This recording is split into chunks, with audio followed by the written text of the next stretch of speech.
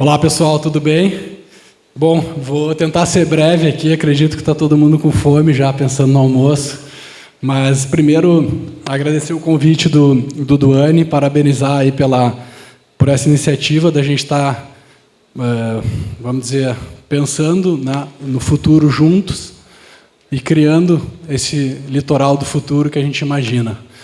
Queria também saudar aqui a presença dos prefeitos aqui da região e dizer que, enfim, a minha ideia é sacudir um pouco a cabeça de vocês aí com as coisas que a gente vê pelo mundo afora e tentar trazer um pouco de conteúdo que venha colaborar com esse tema do futuro do litoral. Bom, gente, eu vou contar um pouquinho da minha jornada aqui, trazendo um pouco do que eu aprendi lá no Vale do Silício e um pouco do que a gente está trazendo ali para o 4º Distrito de Porto Alegre, do case lá do Instituto Caldeira. Bom, primeiro falar um pouquinho de mim, rapidamente. Eu começo na minha carreira fazendo uma coisa que eu gosto muito até hoje, que é música, e lá eu despertei esse lado criativo, que também me ajudou durante a carreira. Depois eu tive uma passagem, sou fundador e sócio da Espírito Santo, que é uma rede de lojas do varejo masculino, de moda masculina. E depois eu tive uma passagem por uma empresa familiar, do mercado financeiro, que era o Banco Renner. E ali no final dessa jornada do banco, eu comecei a mexer com esse tema de inovação. Lá por 2018, eu resolvi embarcar numa jornada, numa missão lá para o Vale do Silício. E essa jornada me impactou bastante, e acabou fazendo com que eu me envolvesse em uma série de projetos aí ligados a esse tema da inovação. E eu queria trazer um pouquinho para vocês do que a gente viu lá em 2019, mais ou menos foi quando a gente visitou. Aqui é um mapa da região ali do Vale do Silício, próximo de São Francisco. E aqui são as empresas que começaram lá, ou estão sediadas lá e se desenvolveram lá. Então, isso aqui é para vocês terem uma primeira noção do impacto que gera quando a gente tem um ecossistema bem formatado para desenvolvimento de negócios e empreendedorismo. Olhem a quantidade de negócios que estão ali, de grandes empresas que estão aqui no nosso bolso, no nosso celular. Enfim, a Apple, a Tesla, Pinterest, enfim, todas as Netflix, enfim, todas estão ali se desenvolvendo. Então, isso tem uma força. Quando a gente consegue fazer esse tipo de movimento, a gente desenvolve muito a economia do país, é uma economia local. E lá, quando a gente estava lá nessa missão, a gente visitou alguns ambientes onde essa inovação era desenvolvida, que a gente chama aqui de hubs de inovação, enfim. E esses locais são muito interessantes porque eles realmente contaminam quem está ali, e a gente consegue fazer com que novos negócios sejam gerados de uma forma muito mais natural e muito mais conectadas ao mercado, ao governo e todo esse cenário de empreendedorismo. E lá dentro a gente via assim, esses ambientes diferentes que vocês estão vendo aí, o pessoal levando o cachorro para trabalhar, a grama sintética, são todos símbolos que a gente vê ali para a gente desenvolver a criatividade e também a conexão. Vocês podem ver que não tem paredes, tudo com parede de vidro. E ali dentro desses locais, a gente via vários países ali, inclusive o Brasil estava ali representado também, com empresas brasileiras ali, inclusive. E lá dentro a gente via todos esses países conectados, pensando em como é que eles desenvolviam esse ambiente de negócios juntos, como é que eles conseguiam ajudar o empreendedor a criar empresas inovadoras que ajudem as pessoas a resolver problemas, enfim, tudo isso. E aqui, num desses painéis aqui, vocês veem, são empresas que foram criadas ali dentro. Aqui a gente estava na Plug and Play. Plug and Play é um desses hubs. Ali em cima são empresas que valem mais do que $1 bilhão, que são os unicórnios que a gente fala aí. Ali eu tenho um quadro do meio, é quando eu fui, e depois me mandaram ali, 3 anos depois que eu fui, um amigo me mandou. já tinha duplicado, né, o número do... Vocês podem ver o Rappi ali, que a gente conhece, né, o Dropbox, o PayPal, algumas empresas que a gente conhece, que nasceram ali. Né? Embaixo são as que valem acima de 500 milhões de dólares. Olha a quantidade de empresas só ali naquele ambiente, né, que devia ter, sei lá, talvez uns 10 mil metros quadrados, era um galpão grande com várias empresas ali dentro funcionando. E ali à esquerda eu trouxe também um símbolo para mim que as grandes empresas também estavam ali. Né? A Deloitte estava ali, enfim, uma série de bancos ali, americanos, que estavam bebendo daquela fonte. Né? Empresas mais antigas que estavam querendo entender um pouco qual é essa dinâmica nova de mercado, né? Por que essas startups estavam fazendo, como é que elas podiam se unir a esse movimento de inovação. Né? E embaixo ali a gente tem os executivos residentes, que eram uma espécie de mentores que tinham lá, que eram pessoas com muito mais experiência que ajudavam essas startups a se desenvolverem. Então, só para vocês verem o que forma um ambiente desses. Né? E lá dentro a gente tem uma série de coisas acontecendo. Né? Lá dentro a gente tem aceleradoras, que são empresas que ajudam essas startups nessa jornada mais difícil, né, do início, de como é que começa a empreender, como é que faz para montar o seu negócio. A gente tem lá os investidores, né, os fundos de investimento que dão capital para essas empresas poderem investir no seu negócio e se desenvolver. Enfim, uma série de instituições, universidades, né, consultorias, mentores que eu já mencionei, tudo isso orbitando dentro do mesmo ambiente, né, e desenvolvendo e criando esse ecossistema que eu falei, que fomenta o empreendedorismo. Né? E eu acho que é isso que a gente quer também aqui no litoral e no Brasil afora. Né? E aí o que a gente vê, né, pessoal? Qual é o cenário que a gente vive hoje? Né? A gente vive num cenário extremamente complexo, né, extremamente difícil, né, que é o tal do VUCA, que está aí na tela, que é um ambiente que a gente vive volátil, incerto, complexo e ambíguo. Né? Mas, na verdade, o que mais nos impacta hoje é que a gente tem um ambiente que está em constante transformação, né? Em transformação acelerada, e nós, seres humanos, não gostamos de transformação. Né? A gente gosta de fazer as coisas como a gente sempre fez, como a gente está acostumado a fazer. A gente é avesso à mudança. Né? Então, isso é uma ruptura grande. Né? A gente que vive nessa era da transformação, eu vou mostrar um pouquinho aqui o tamanho dessa aceleração que a gente vive. Né? Mas é só para vocês entenderem esse mar que a gente vive, né, de tempestade, onde a gente tem que desenvolver essa característica de adaptação contínua e uma adaptação rápida. Né? Porque realmente as coisas mudam de um ano para o outro, não é mais aquela mudança de 10 anos que a gente estava acostumado. E aí, ilustrando isso para o mundo dos negócios, né, a gente tem alguns exemplos aqui de empresas, né, de cases de empresas. Algumas perderam oportunidades, né, e não se transformaram e perderam o mercado, e outras criaram mercados novos. Né? Então, a Kodak, eu estava vendo até uma notícia agora, ela vai descontinuar a produção de filmes, né, que ainda existiam. Né? Não vai ter mais filmes, vocês já pensaram nisso? Quem é mais antigo, né? A gente está acostumado a revelar a fotografia.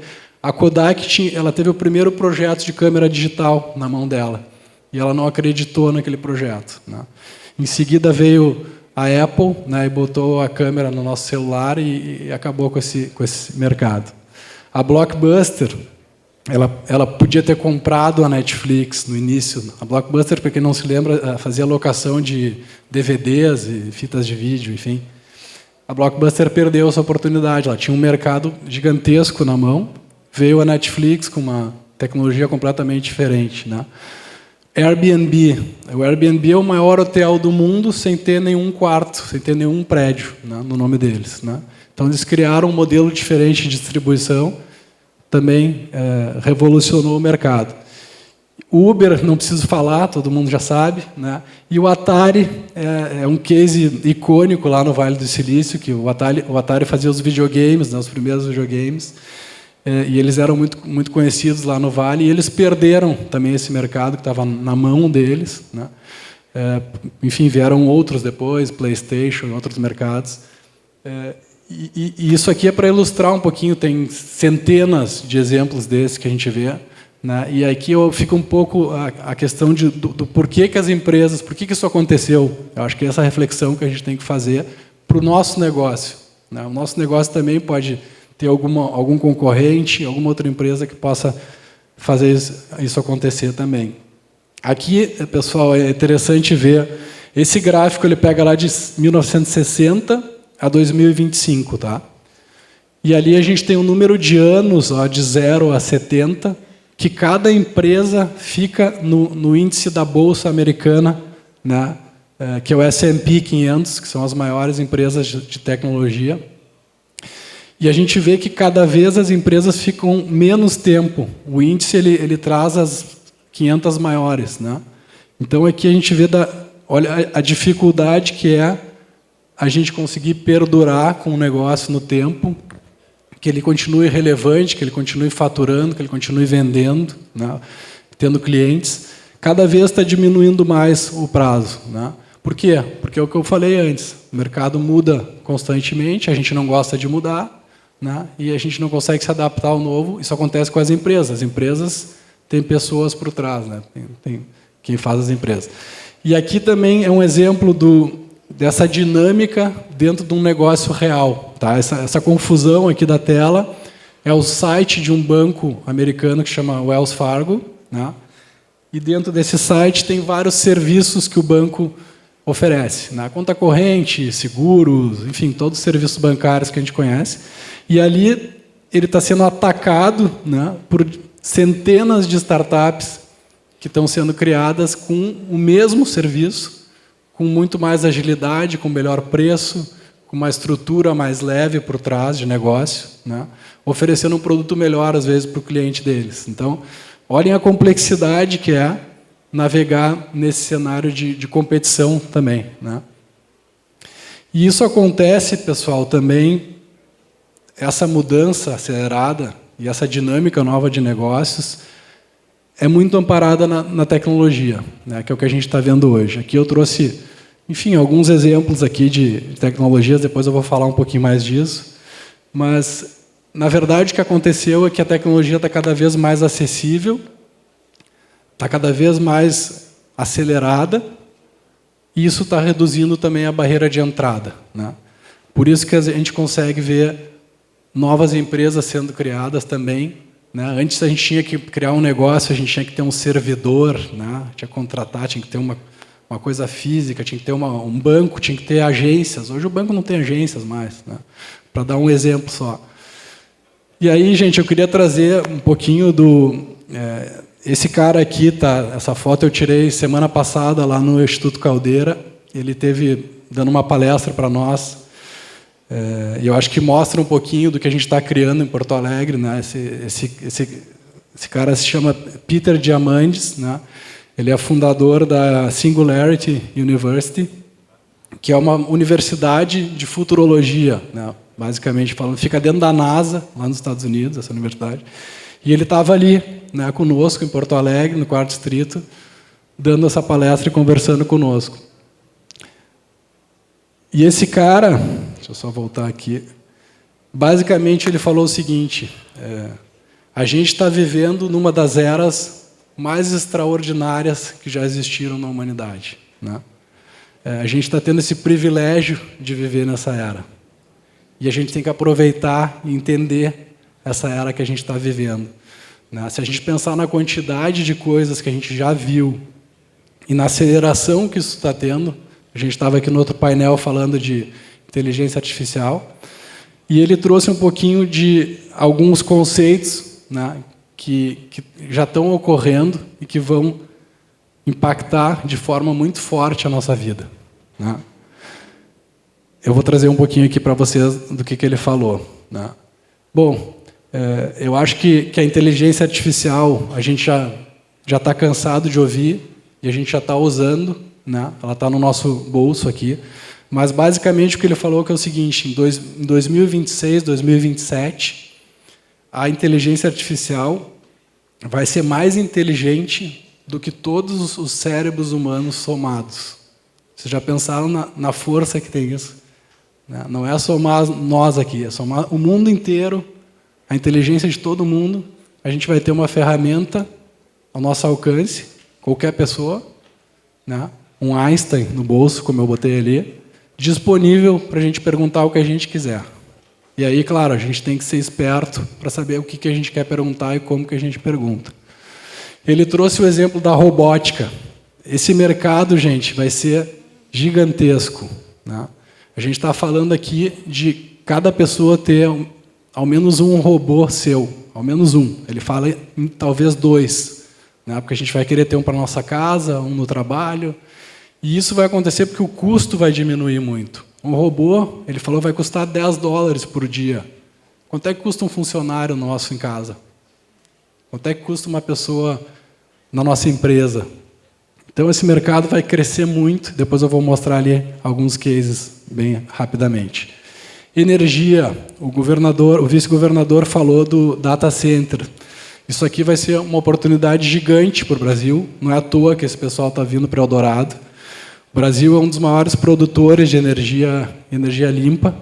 E esses data centers, eles precisam estar perto de onde a energia é gerada, né? Existe um custo muito grande de transmissão de energia. Então, a inteligência artificial ela usa o data center. Então, cada vez mais a gente vai precisar desses ambientes com essa tecnologia e a gente vai precisar gerar energia. Esse é o grande gargalo da tecnologia, é a geração de energia. Educação, né, eu acho que isso é muito bacana, a gente vai conseguir democratizar o acesso à inteligência, né? Ao acesso, a gente não vai ter mais esse gap educacional de uma pessoa vai para um colégio bom, outra vai para um colégio ruim, e aí não consegue se desenvolver, né? Vai depender só da vontade das pessoas acessar isso, né? E, por último, que foi o que mais me impactou, ele falou o seguinte, todas as doenças vão ser curáveis, né? Vai caber a nós somente a gente saber mapear o nosso corpo, né? E detectar essas doenças na hora certa. E mais do que isso, depois eu vou mostrar uma foto. Ele falou que o que está se criando hoje é uma reversão da velhice, né? A gente tem um processo, por que a gente envelhece? As nossas células elas vão desenvolvendo um processo de envelhecimento, né? Por isso que a nossa pele muda, o cabelo fica branco e tudo isso. E existe uma tecnologia sendo desenvolvida para reverter esse envelhecimento celular. E não é só estancar a velhice, é rejuvenescer de fato, né?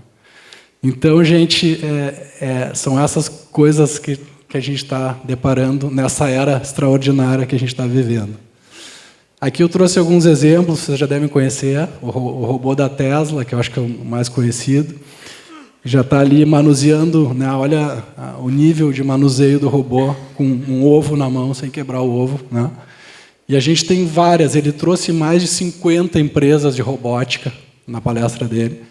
A Boston Dynamics é uma das mais conhecidas, eles têm um robô humanoide, né? Com aplicações já para o mundo real, enfim, e tem robôs também para a parte de industrial e toda essa parte de segurança também que é feita. Então, isso aqui, gente, é algo que vai acontecer, né, cedo ou tarde e que vai ser bom, acho que para todo mundo. A gente só vai ter que saber conviver com esses bichinhos estranhos aqui ao nosso redor, né?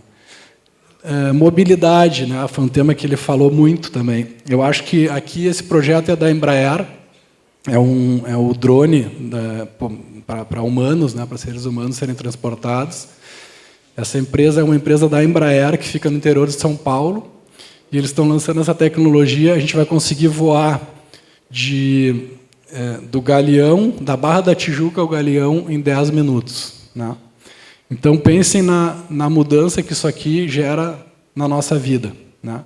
Talvez a gente vá poder, de fato, né, ter o sonho de morar na praia e trabalhar em Porto Alegre, né?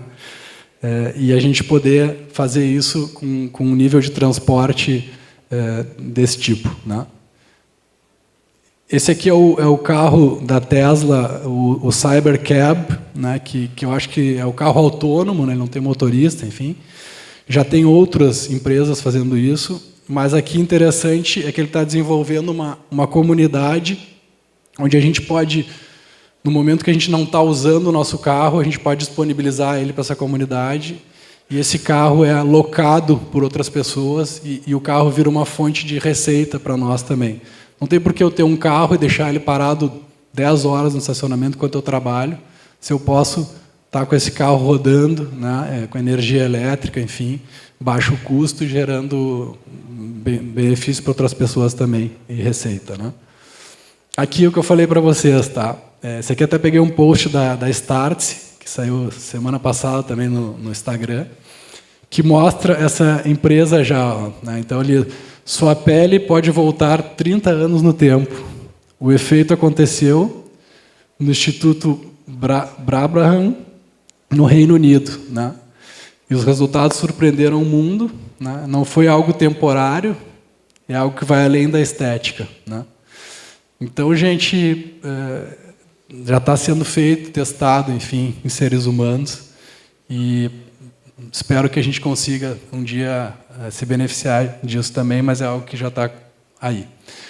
E aqui, finalizando essa parte das tecnologias, aqui só para mostrar para vocês aquela rapidez que eu mencionei. Né? A gente tem ali 1400 com a imprensa, telescópio, a revolução industrial, ali, máquina a vapor, enfim. E a velocidade, né? Parece que o ponto que inverteu a curva foi a chegada à Lua, né? Acho que foi um símbolo super importante. E essa curva está cada vez mais para cima, mais rápida. Né? Aqui nem tinha ainda a inteligência artificial nesse quadro.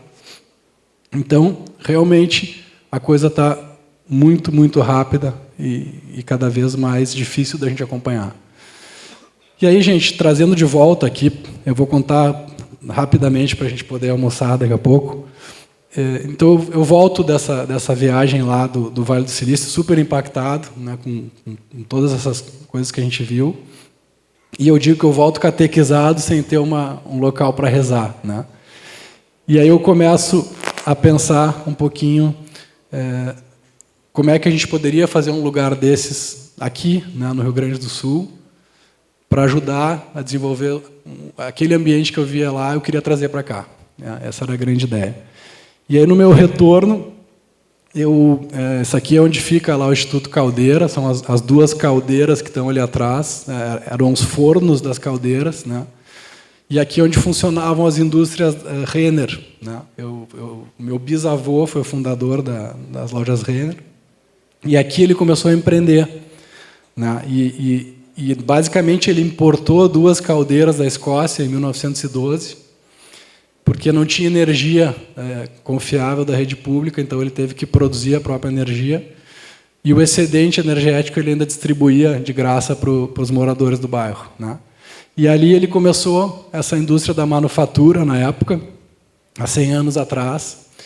E aquele lugar era muito inspirador. Né? E ele tinha todas as características físicas para a gente desenvolver um ambiente de inovação, como eu tinha visto lá fora. Inclusive, ele precisava disso, né? Que era uma região que estava bastante esquecida pela cidade e a gente precisava revitalizar. Então, aqui já é uma foto real, né, de um evento acontecendo lá nesse ambiente. Aqui é o meu bisavô, então a gente tinha esse legado, né, do OJ Renner, essa história bonita de empreendedorismo. Né? Na época era muito mais difícil empreender, imagina, não tinha nem energia elétrica direito, né? Não tinha nem como... Não tinha nem estrada para a gente levar as coisas para os outros lugares. Né? Enfim, era difícil. Né? E aí eu tinha o meu lado pessoal, essa aqui é a minha foto minha de colégio, que eu dizia que 90% dos meus colegas de aula não moravam mais em Porto Alegre, nem no Rio Grande do Sul. E não porque eles não quisessem morar, e sim porque eles tiveram que se mudar, né? Por causa de uma situação profissional, de trabalho, enfim. Enfim, isso me desagradava muito. Né? Eu tinha um exemplo lá da minha família, que conseguiu desenvolver negócio e empreender, e eu via a evasão de talentos o tempo todo. Pessoas boas que podiam estar no nosso estado não conseguiam desenvolver negócio no estado. Né? Eu sou aquele cabeludo ali de vermelho ali. E aí, então, juntando isso tudo, gente, né? Então a gente tinha um propósito pessoal, a inspiração do Vale do Silício, que a gente viu lá, o local físico, né, esse ambiente das caldeiras, da indústria, da antiga indústria, e uma história bonita, né, que nos inspirava lá do meu bisavô, né. E aí, dessa inspiração, nascem 3 negócios, né. O Tijolo Hub é um hub para o mercado imobiliário e construção civil, que a gente já trouxe aqui para o litoral também. Duane é um dos membros aí também. A gente tem o Instituto Caldeira, que também nasceu disso. E aí, aqui é importante dizer, a gente, naquele momento, né, a gente fala que teve uma espécie de alinhamento dos astros, né? Eu estava voltando dessa viagem, tinha o local físico lá disponível para fazer, e estava existindo um movimento da sociedade entendendo que a gente tinha que fazer alguma coisa para a nossa cidade não virar, sei lá, né? A gente tem uma evasão completa, um problema econômico gigante, empresas indo embora. Na época que a gente começou isso aqui, a Gerdau estava tirando o escritório dela de Porto Alegre, levando para São Paulo, e era um símbolo super importante, né? E aí veio a história do Pacto Alegre. Então, as universidades se juntaram, né, as 3 maiores, contrataram um pesquisador, lá, o professor José Piquet, que é um espanhol, que já tinha feito isso em outros locais do mundo. E essa consultoria, então, mapeou uma série de coisas que deveriam ser feitas na cidade para a gente conseguir transformar esse ambiente de empreendedorismo, de inovação, né? E uma das coisas que a gente mapeou foi o desenvolvimento desse local, né, desse ambiente, desse hub de inovação. Essa aqui é a primeira foto que a gente usou, que a gente fala que o gaúcho gosta de inovação, mas ele gosta mesmo de tijolo, né? Então a gente tinha que tangibilizar, mostrar que esse lugar tinha né, que existia, que as pessoas iam se encontrar, que era um lugar diferente. Os escorregadores a gente acabou não conseguindo colocar, mas a arquibancada está bem parecida lá, de como ficou esse primeiro desenho, né, desse projeto aqui. E aí a gente começou a desenhar o Instituto Caldeira, né, com 3 focos bem definidos, né. Primeiro, como é que a gente fazia aquilo que eu falei para vocês, como é que a gente evitava que as pessoas fossem embora, os talentos que a gente estava perdendo, a gente gera talentos e perde.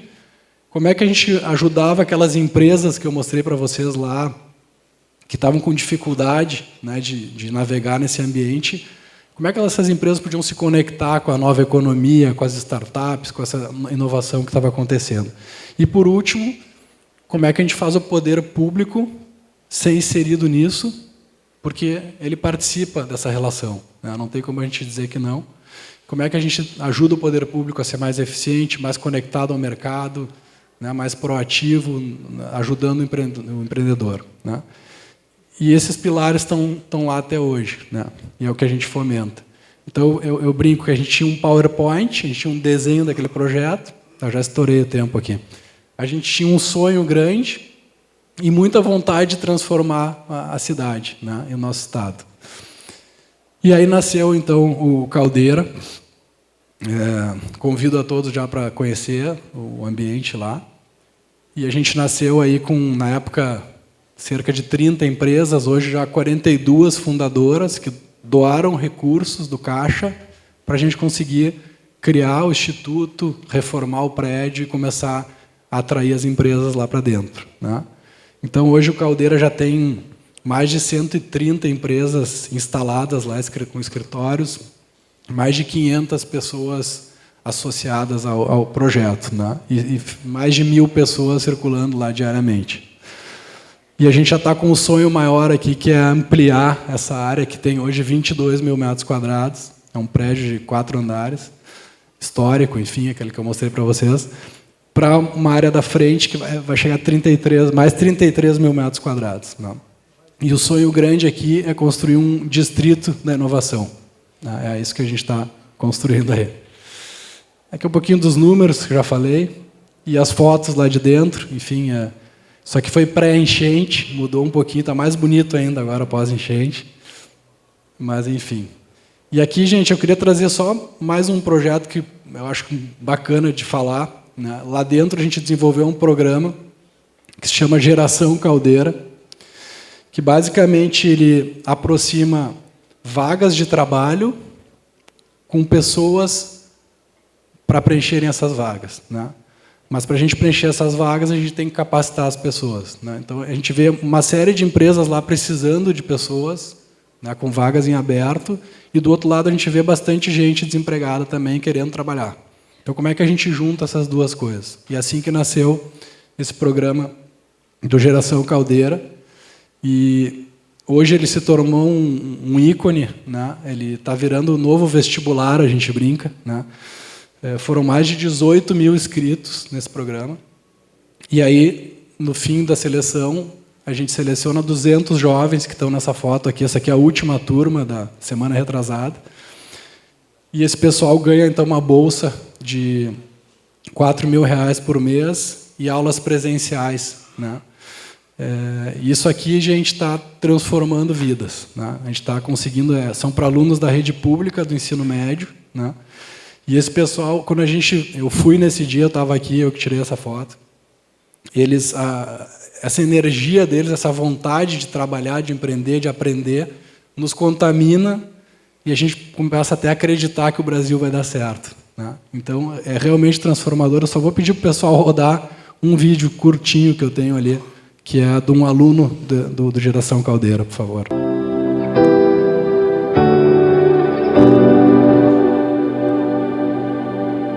Eu entrei aqui em abril do ano passado, entrando como segurança, né, empresa terceirizada. No meio desse período, eu auxiliava ali na entrada, né, na recepção, nas catracas, orientando o pessoal, toda parte ali do acesso, né. No meio do ano, em mais agosto, ali por setembro, estava tendo o primeiro dia D, né, do Nova Geração, e o Felipe me convidou para participar. Bah, cara, aí, tu sabe o que está acontecendo aqui em cima, quantos anos você tem, tudo mais, te interessa. E quando ele me ofereceu a oportunidade, eu, né, com certeza eu aceitei, né, não pensei duas vezes, né. Muito felizes de ter essa oportunidade de ver um jovem que quer muito crescer, que quer muito se desenvolver, e a gente poder transmitir o nosso conhecimento para ele. Tem essa missão, né, como empresa, né, de formar as pessoas, né, de transmitir o nosso conhecimento, de treinar novos líderes, né, de passar o nosso conhecimento agrícola, de gestão.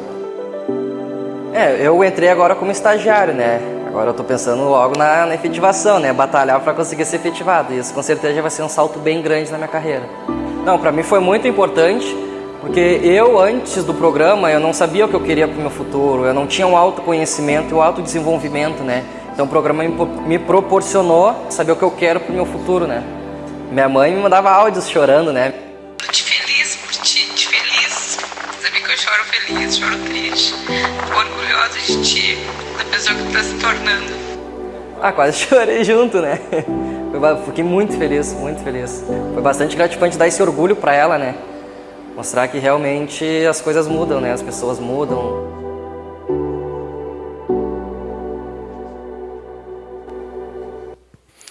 Tá aí, gente. O Lucas, então, ele trabalhava na portaria do Instituto e ele participou, acho que, da primeira turma e está trabalhando até hoje lá na SLC, né? Ali ele está tendo contato direto com os donos da empresa, né? E a gente vê inúmeros casos como esse, né? O programa tem 90% de taxa de empregabilidade, então aqueles 200 alunos, quase todos saem empregados, né? Então, isso aí está... Vou pedir para o pessoal... voltar. Gente, para terminar, como a gente é inquieto, está sempre fazendo coisas novas, a gente começou a pensar qual seria o próximo passo. E aí, a gente teve essa ideia de montar esse hub setorial, né? E por que a construção civil e o mercado imobiliário? Porque ela é a penúltima indústria em digitalização e inovação. A construção civil só ganha da caça e da pesca, que é a última, tá? Ela é menos eficiente do que o poder público até, tá? Então, assim, a gente enxergou isso como uma oportunidade gigante da gente melhorar um segmento que impacta a vida de todo mundo. Todo mundo tem uma casa, né? Todo mundo tem que viver em algum lugar. E, no entanto, é uma indústria muito tradicional ainda, né? Muito envelhecida, que precisa disso, né? Precisa se transformar. O Duane vai ficar bravo comigo aqui, que eu estou falando mal, mas não é oportunidade. E aí, gente, a gente com toda essa vivência, a gente começou a desenvolver os mesmos conceitos que a gente viu lá para essa indústria, né? Ou seja, como é que a gente faz com que as empresas entendam que a nova economia, que a inovação é uma questão de sobrevivência. Eu mostrei ali para vocês aquelas empresas que morreram porque não viram isso, né? E aí nasce, então, esse ecossistema, né? A gente hoje é formado por mais de 80 empresas, incorporadoras, imobiliárias, arquitetos, prestadores de serviço, enfim. E a gente fomenta muito essa cadeia de geração de negócios, ideias, né, conexões, e como é que a gente ajuda essa turma a ser melhor, a trazer um produto melhor, atender melhor seus clientes e desenvolver esse segmento.